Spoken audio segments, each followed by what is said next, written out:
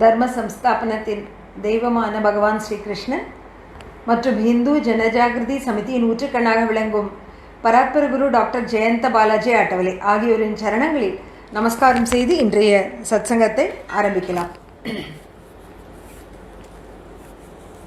இன்றைக்கு இந்த புது தொடர் நம்ம ஆரம்பித்திருக்கோம் இல்லையா, அதில் வேதத்தினுடைய இரண்டாம் பகுதி, தர்ம கிரந்தங்களில் வேதத்தில் ரெண்டாவது பகுதி,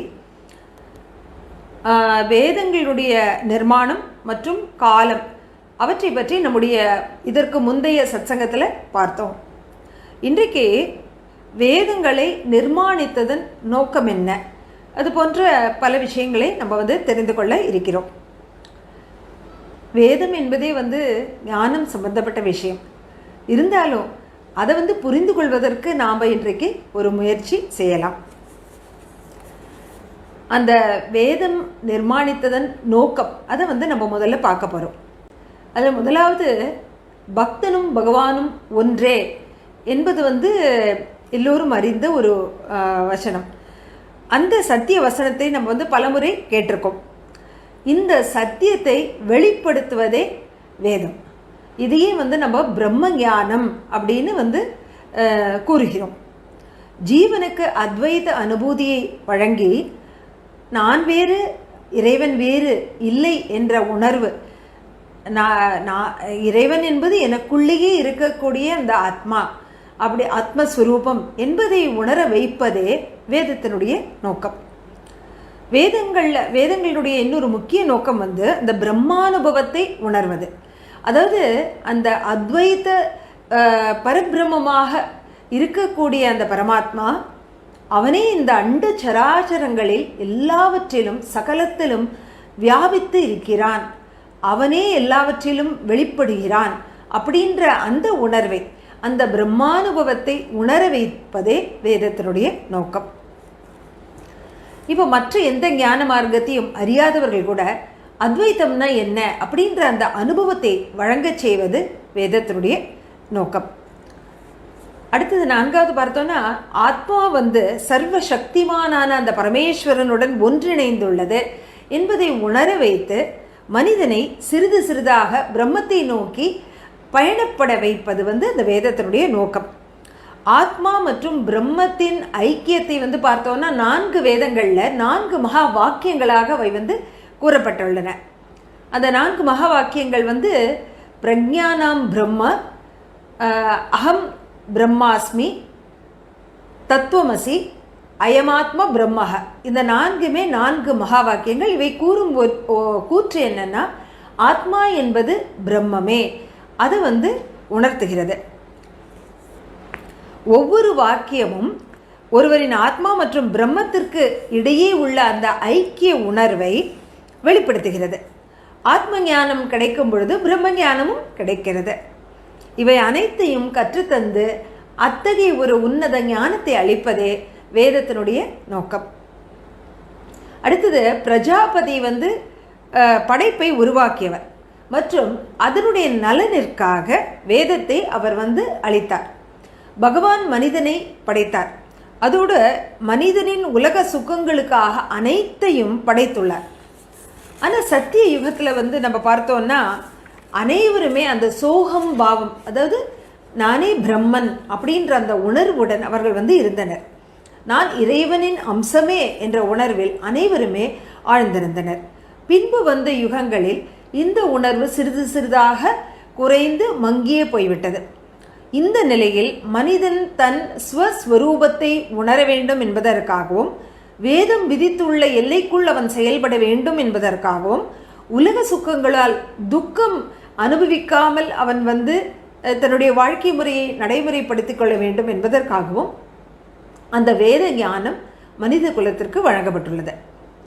மனிதன் சுகத்தை சரியான வழியில் அனுபவிக்க வேண்டும் என்பதற்காக பகவான் தர்மஸ்வரூபமான அந்த வேதத்தை நமக்கு அளித்துள்ளார். வேத தர்மத்தில் பார்த்தோன்னா கர்ம காண்டம், உபாசனா காண்டம், ஞான காண்டம், இது போன்ற பல பிரிவுகள் உள்ளன. 3 காண்டங்கள் முக்கியமாக குறிப்பிடப்பட்டுள்ளன.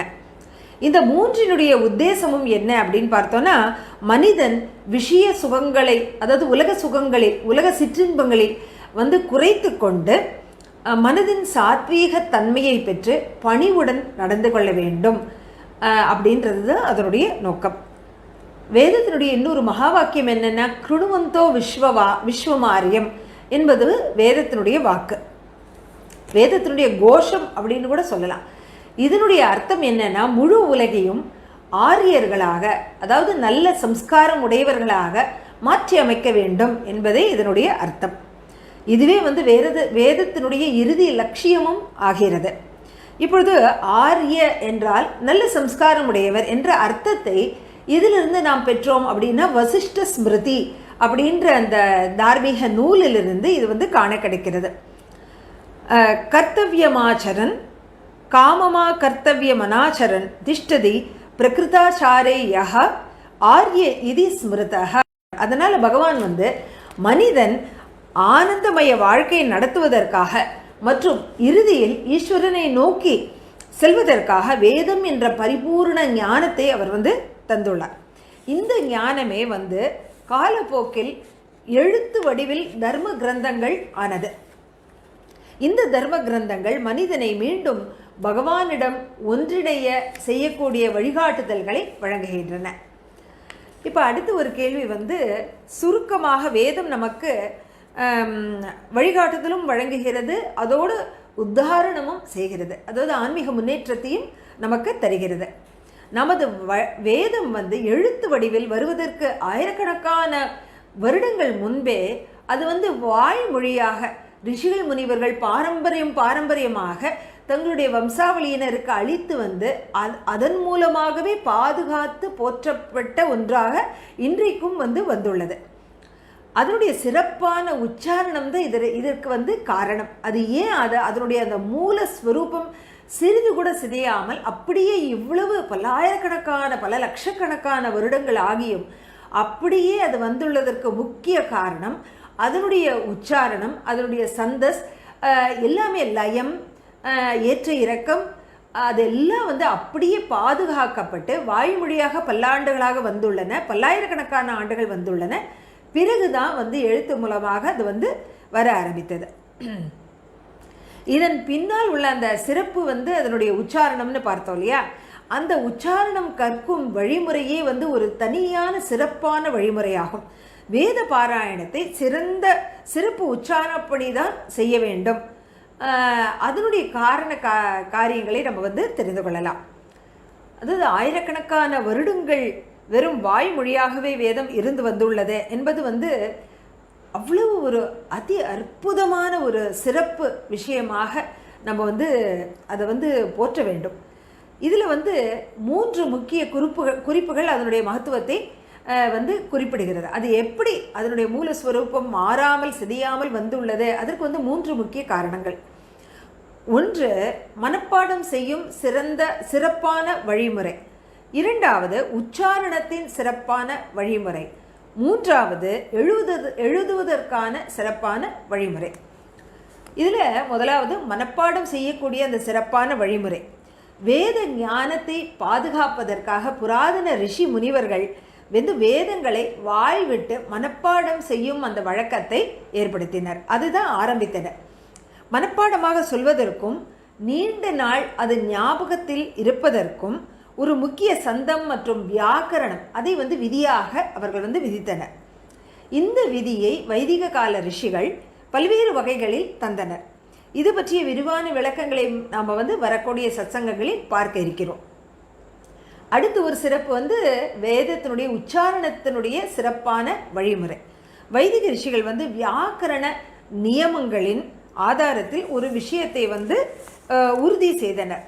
அது என்னன்னா, அதாவது வேத மந்திரத்தை கானம் செய்யும் சமயம் ஒரு அக்ஷரம், மாத்திரை அல்லது ஸ்வரத்தில் கூட சிறிதளவு கூட எந்தவித பிசகும் ஏற்படாமல் அது மாறுபாடும் ஏற்படாமல் அது அவர்கள் அதை அந்த மாதிரி கட்டுக்கோப்பாக அமைத்துள்ளனர். அதோடு வேத பாராயணம் செய்பவர்கள் அதை சுலபமாக மனப்பாடம் செய்ய வேண்டும், மாற்றி சொல்வதற்கு வாய்ப்பே இல்லாமல் அதை செய்ய வேண்டும்.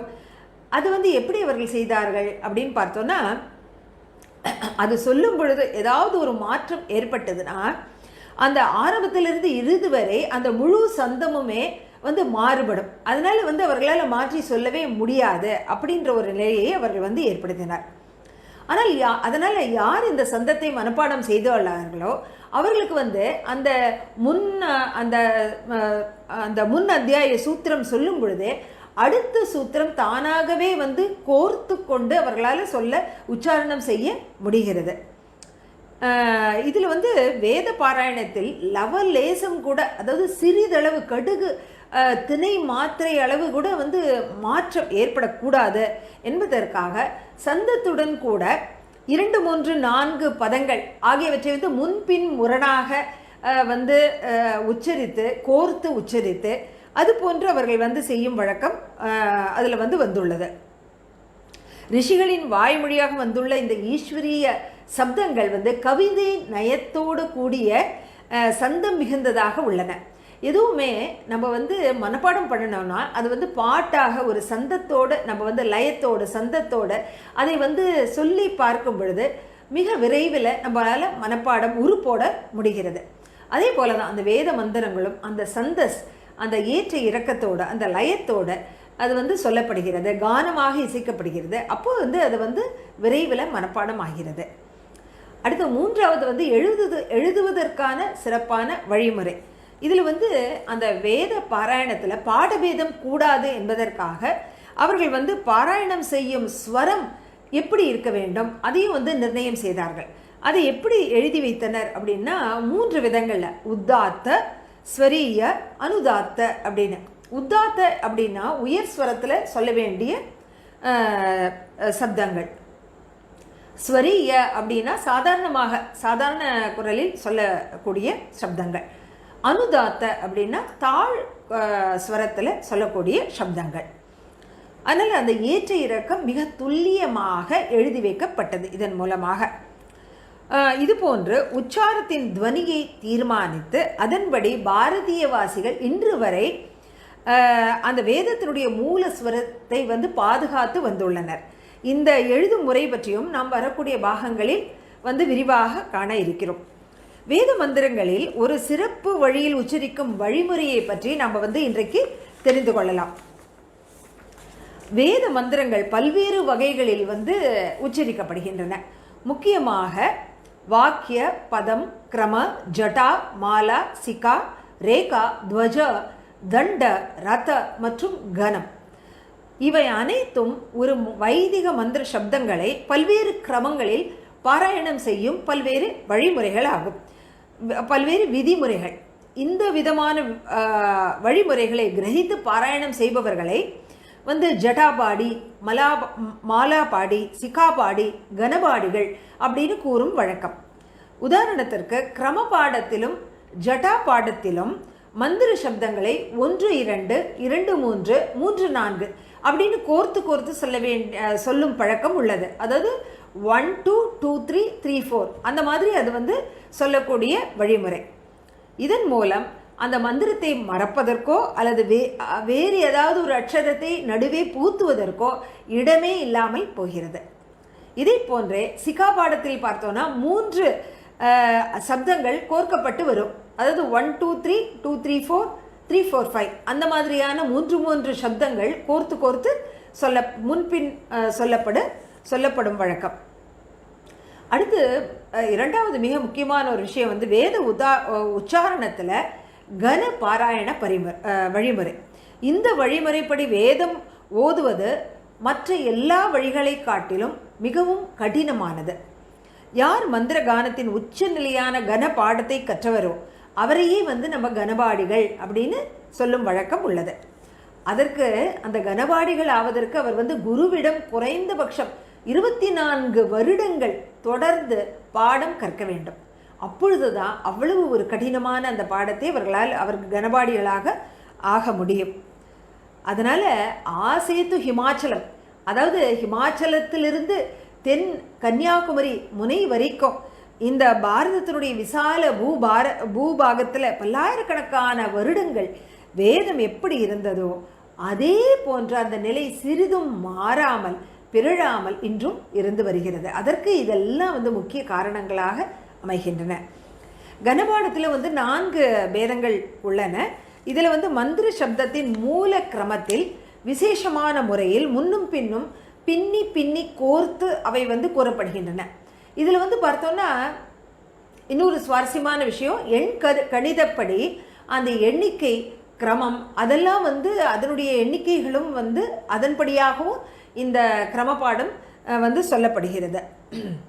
அடுத்து உச்சாரண வழிமுறையினுடைய மகத்துவம் அதையும் பார்க்கலாம். வேதம் என்பது மந்திரம். வேதங்களின் சப்தங்களின் அர்த்தத்தை காட்டிலும் அதனுடைய உச்சாரணம் தான் அதிக சிறப்பு வாய்ந்ததாக, அதிக மகத்துவ பூர்ணமாக விளங்குகிறது. இப்போ உச்சாரணம் வந்து ஏன் அவ்வளவு முக்கியத்துவம்னா, அது வந்து ஆகாய தத்துவத்தோடு, அதாவது பஞ்ச தத்துவங்களில் அதி சூக்ஷ்மமான ஆகாய தத்துவத்தோடு சம்பந்தப்பட்டது. வேத பாடத்தை உருப்போட சந்தா மூலமாக சரியான உச்சாரணம் சொல்லித்தரப்படுகிறது. சந்தா என்பது உச்சாரணம் செய்யும் விசேஷ வரிமுறை. இதன் மூலம் ருச்சா மற்றும் அந்த ஸ்லோகத்தை மறப்பதற்கு வந்து இடமே இருக்காது. ரிஷிகளின் பல பரம்பினர் வேத ஞானத்தை ருச்சாக்களின் ரூபத்தில் பாதுகாத்து வந்துள்ளனர். ருச்சா என்றால் ஒரு மந்திரம். ஆயிரக்கணக்கான வருடங்களாக வாய்மொழியாகவே இந்த ஞானம் வம்சாவளியாக வந்து வாய்மொழியாகவே இது வந்து ஒப்படைக்கப்பட்டு வந்துள்ளது. இந்த ருச்சா அதனுடைய சுத்த மூல ஸ்வரூபத்தில் ஸ்மரணத்தில் வந்து பதிய வேண்டும் என்பதற்காக கிரமாபாடம், ஜடாபாடம், கனபாடம் இது போன்ற பல்வேறு பாடக்கிரமங்கள் வந்து அமைக்கப்பட்டுள்ளன. இந்த பாடக்கிரமங்கள் வந்து மிக ஆச்சரியமான ஒரு வழிமுறையில் இவை வந்து அமைக்கப்பட்டுள்ளது என்பது வந்து நமக்கு புரிய வருது. அடுத்து சரியான உச்சாரணத்தினால வந்து நிச்சயமாக பலன் கிடைக்கும். அது எப்படின்னு பார்த்தோன்னா, வேத மந்திர உச்சாரணம் பாரம்பரியப்படி எவ்வளவு மகத்துவம் நிறைந்தது அப்படின்னா, அந்த சரியான உச்சாரணம் இருந்து விட்டால் போரும். மற்றபடி ஈஸ்வரனின் கிருபை இருந்தாலும் சரி, இல்லாவிட்டாலும் சரி, ரிஷி மகா புருஷர்களின் அவர்கள் வந்து அனுகூலமாக இருந்தாலும் சரி, பிரதிகூலமாக இருந்தாலும் சரி, அதோட சித்தம் ஒருமுகப்பட்டாலும் சரி, ஒருமுகப்படாவிட்டாலும் சரி, அந்த உச்சாரணத்துடன், சரியான உச்சாரணத்துடன் அந்த வேத மந்திரங்களை ஒலிக்கும் பொழுது, அதை சொல்லும் பொழுது அதனுடைய பலன் நிச்சயமாக கிடைக்கிறது. அதனால தான் நம்மால் வந்து புரிந்து கொள்ள முடியுது. ஏன்னா சில பேர் மனங்களில் வந்து அந்த கேள்வி எழும். ராவணன், ஹிரண்யகசிபு அவர்கள் வந்து கூட வேத விற்பனர்களாக அப்படி உயர்ந்த நிலையில் இருந்தார்களே, இருந்தாலும் அவர்கள் வந்து ஏன் அழிக்கப்பட்டார்கள் அப்படின்னா அதற்கு இதான் காரணம். அவர்களிடம் அந்த தெய்வ நம்பிக்கை இல்லை. இருந்தாலும் அந்த ராவணன் மற்றும் ஹிரண்யகசிபு அவர்கள் எவ்வளவு அட்டூழியங்கள் செய்தனர் என்பதனால இறைவன் அவர்கள் மீது கோபம் கொண்டிருந்தாலும் அவர்கள் உச்சரித்த அந்த வேத பாராயணத்தினால அவர்களுக்கு வரதானம் புரிவதற்கு இறைவனை இறங்கி வந்து அவர்களுக்கு அந்த வரங்களை தந்தொருளினான். அதனால் தெரிந்தோ தெரியாமலோ எப்படி அக்னியின் மீது கால்பட்டால் நம்முடைய கால் எரிந்து போகிறதோ, அதே போல் அந்த அந்த அர்த்தத்தை தெரிந்தோ தெரியாமலோ அதை வந்து நம்ம அந்த வேத சப்த உச்சாரணங்களும் சரியானபடி உச்சரிக்கும் பொழுது அதனுடைய பலாபலன் நிச்சயமாக ஒருவருக்கு கிடைக்கிறது. இப்போ அடுத்து அந்த வேத சப்தங்களினுடைய அர்த்தம், உச்சாரணம், சப்தங்களினுடைய வித்தியாசம் மற்றும் லயம், அது பற்றின ஒரு சுவாரஸ்யமான அட்டவணையை நம்ம வந்து இப்பொழுது திரையிலும் காண்கலாம். அதில் முதலாவது வந்து சப்தங்களினுடைய அர்த்தம். அது வந்து பார்த்தோன்னா 20% முக்கியத்துவம் வாய்ந்தது. சப்தங்களுடைய அர்த்தத்தை புரிந்து கொண்டால் நம்முடைய ஆன்மீக உணர்வு விழிப்படைவதற்கு அது வந்து உதவியாக உள்ளது. அடுத்து இரண்டாவது பார்த்தோன்னா உச்சாரணம். உச்சாரணம் தான் மிக அதிக அளவு மகத்துவம் நிறைந்தது. எவ்வளவுன்னு பார்த்தோன்னா 50% அளவு மகத்துவம் நிறைந்தது. சப்தங்களுடைய உச்சாரணம் சரியானபடி இருந்தால் அதனுடைய தாக்கத்தினால நிர்மாணமாகும் அந்த லயம் வந்து சூழலில் எதிர்பார்க்கக்கூடிய ஒரு பரிணாமத்தை ஏற்படுத்துகிறது. இதன் மூலமாக அந்த வேத மந்திரம் சித்தியாவதற்கு, அதாவது பலனளிப்பதற்கு உதவி கட்டுகிறது. மூன்றாவது சப்தங்களின் வித்தியாசம். இது வந்து 20% முக்கியத்துவம் வாய்ந்தது. சப்தங்களில் உள்ள வித்தியாசத்தை சரியானபடி கடைபிடித்தால் சூழலின் மீது வேத மந்திரங்களால் ஏற்படும் பரிணாமம் அதிக காலம் நீடித்திருக்கக்கூடும். அதுதான் வந்து இதனுடைய முக்கியமான பலாபலன். நான்காவது லயம். லயம் வந்து 10% முக்கியத்துவம் வாய்ந்தது. லயப்படி மந்திர பாராயணம் செய்யும் பொழுது வேத பாராயணம் செய்ய வேண்டும் என்ற ஒரு ருச்சி மனசில் ஏற்படுகிறது. இதிலிருந்து நமக்கு என்ன கவனத்திற்கு வருகிறது அப்படின்னா, அந்த தர்ம கிரந்தங்களை அதனுடைய மூல ரூபத்தில் பாதுகாத்து வரக்கூடிய அனைத்து வம்சாவளியினருக்கும் அளிக்க வேண்டும் என்ற அந்த ஒரு ஆழ்ந்த தாபம் எந்த அளவு நம்முடைய ரிஷிகள் முனிவர்களிடம் இருந்தது என்பதை இந்த கிரம பாடங்களை பார்க்கும் பொழுதே நம்மால் உணர முடிகிறது. அதற்குரிய அந்த வேத பாராயணம் செய்பவர்கள் அதற்குரிய விசேஷ முறைப்படியே அந்த மந்திர பாடத்தை செய்கின்றனர். அதை கூர்ந்து கவனித்தால் அதன் பின்னால் உள்ள இந்த காரணத்தை நம்மால் புரிந்து கொள்ள முடியும். மூல கிரந்தத்தின் பாதுகாப்பிற்காக இத்தகைய ஒரு பாதுகாப்பு வழிமுறை அதுவே தானாகவே அற்புதம் வாய்ந்த ஒன்றாக விளங்குகிறது. இந்துக்களின் மூதாதையர்கள் பல்வேறு வகைகளில் வேத மந்திரத்தை ஸ்மரணம் செய்யும் விதிகளை விதித்துள்ளனர். அதன் மூலமாக வேத மந்திரங்களின் ஸ்வர சங்கதி மற்றும் உச்சாரணம் அப்படியே பாதுகாக்கப்பட்டு வந்துள்ளது. அதுவும் எவ்வளவு பல்லாயிரக்கணக்கான ஆண்டுகள், லட்சக்கணக்கான ஆண்டுகள் அது மூலஸ்வரூபத்தில் எவ்வாறு முதலில் அந்த உலகத்தின் சிருஷ்டி அமைக்கும் பொழுது வெளிப்பட்டதோ அதே ரூபத்தில் சிறிதும் இம்மி கூட மாறாமல் பிசகாமல் இன்றைக்கும் அது வழி வழியாக வந்துள்ளது. அது எவ்வளவு பெரிய ஒரு அதி அற்புதம் அப்படின்னு அதை நம்ம சொல்ல முடியும். இதற்கு நம்ம ரிஷி முனிவர்களுடைய சரணங்களில் எந்த அளவு நன்றி தெரிவித்தாலும் அது நிச்சயமாக குறைவே. அதனால் இவ்வளவு ஒரு உன்னதமான அந்த வேதங்களை பற்றிய ஒரு அடிப்படை ஞானத்தையான நம்ம ஹிந்துக்களாகிய நாம் தெரிந்து கொள்வது நம்முடைய தார்மீக கடமையாகிறது. மேலும் பல சுவாரஸ்யமான விஷயங்களை அடுத்து வரக்கூடிய சத்சங்கங்களில் நாம் பார்க்க இருக்கிறோம். இன்றைய இந்த அபூர்வ ஞானத்தை நமக்கு தந்தமைக்காக பகவான் ஸ்ரீ கிருஷ்ணனுடைய சரணங்களில் நமஸ்காரம் செய்து நன்றி தெரிவித்து இன்றைய சத்சங்கத்தை நிறைவு செய்து கொள்ளலாம். நன்றி, வணக்கம்.